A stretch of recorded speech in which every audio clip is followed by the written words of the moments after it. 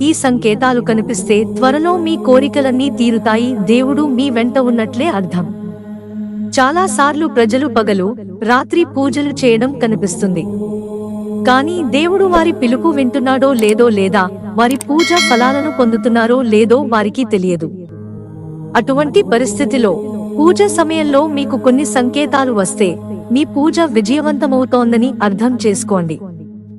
దేవుడు మీ కోరికలను త్వరలో నెరవేరుస్తాడను.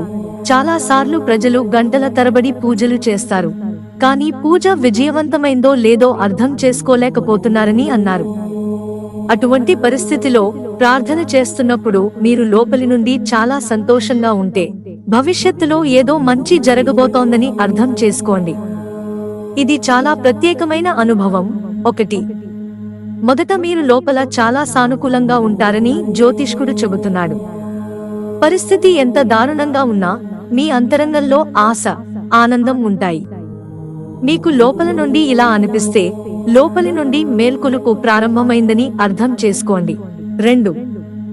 దేవుని ముందు కూర్చున్నప్పుడు మీరు సాధారణ ఏడుపు కాకుండా కారణం లేకుండా ఏడవాలనిపిస్తే, మీరు విపరీతంగా ఏడుస్తుంటే, ఏడుస్తున్నప్పటికీ మీరు లోపల అపారమైన ఆనందం, తేలికను అనుభవిస్తే ఏదో మంచి జరుగుతోందని అర్థం చేసుకోండి. 3.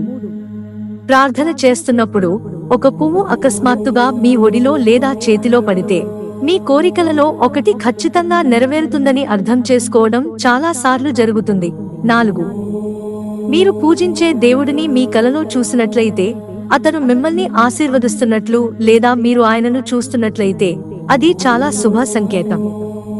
అప్పుడు దేవతలు చాలా సంతోషంగా ఉన్నారని మీరు ఖచ్చితంగా నమ్మవచ్చు. 5.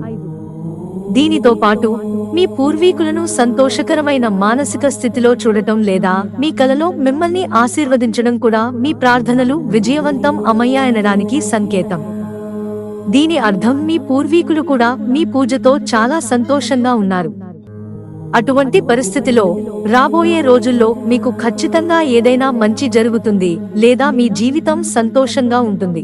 మిత్రులారా, ఛానల్ సబ్స్క్రైబ్ చేసుకోవడం మర్చిపోకండి. ధన్యవాదాలు.